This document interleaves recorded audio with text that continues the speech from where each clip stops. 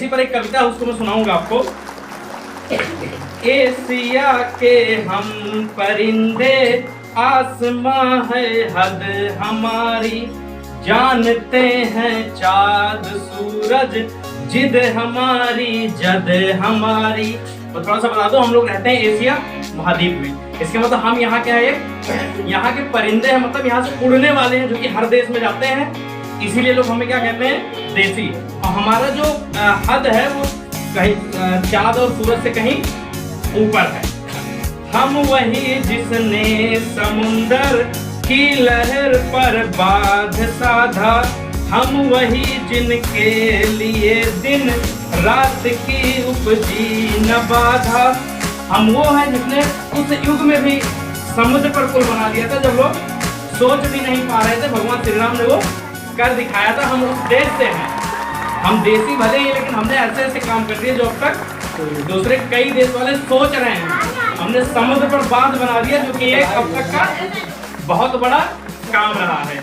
आगे की लाइन सुनाता हूँ। हम वो जो धरती को माता मान कर सम्मान देते, हम की वो चलने से पहले मंजिले पहचान लेते। भारत ही एक ऐसा देश है जिसको भारत माता कहा जाता है। बाकी किसी भी पूरे विश्व में कभी भी आपने अमेरिका मम्मी ना तो अमेरिका माता सुना होगा, ना तो चीन माता सुना होगा। सिर्फ एक ही पूरे विश्व में ऐसा देश है जो धरती को क्या मानता है, माता। भारत माता धरती माता कहा जाता है। आगे की लाइन सुनाता हूँ। हम वही जो शून्य में भी शून्य रचते हैं निरंतर, हम वही जो रोशनी रखते हैं सबकी चौखटों पर। उन उजालों का वही, उन उजालों का वही पैगाम ले आए हैं हम हैं देसी, हम हैं देसी, हम हैं देसी, हाँ मगर हर देश में छाए हैं हम हैं देसी, हम हैं देसी, हम हैं देसी, हाँ मगर हर देश में छाए हैं हम। जिंदा रहने का असल अंदाज सिखलाया है हमने, जिंदगी है जिंदगी के बाद बतलाया है हमने। इससे पहले किसी भी देश ने ये नहीं बताया था कि एक आदमी जब मरता है तो नया जीवन पाता है, उसका सिर्फ आत्मा शरीर छोड़ती है और आत्मा एक नए शरीर में जाती है। सिर्फ हमारे वेदों में, हमारे रामायण में, हमारे महाभारत में ये बात कही गई है। पूरे विश्व में ये बात अब तक किसी ने ना तो प्रमाणित किया था, ना तो लिखा था। हमारे यहाँ गौतम बुद्ध जी हुए, हमारे यहाँ महावीर स्वामी हुए, जिन्होंने ये बात प्रूव किया कि जब कोई इंसान मरता है तो वो अगले शरीर में जाता है, कभी भी उसकी आत्मा नहीं मरती है। हमने बतलाया कि कुदरत जिंदा रहने का असल अंदाज सिखलाया है हमने, जिंदगी है जिंदगी के बाद समझाया है हमने बतलाया कि कुदरत का असल अंदाज क्या है, रंग क्या है, रूप क्या है, महक क्या है, स्वाद क्या है। हमने दुनिया को मोहब्बत का असर जिंदा किया है, हमने नफरत को गले मिल के शर्मिंदा किया है।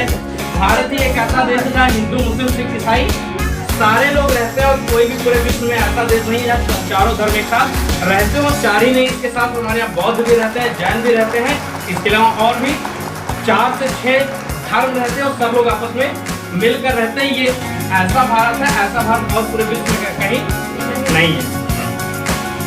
इन तरक्की के खुदाओं ने तो घर को डर बनाया, इन पड़े खाली मकानों को हमी ने घर बनाया।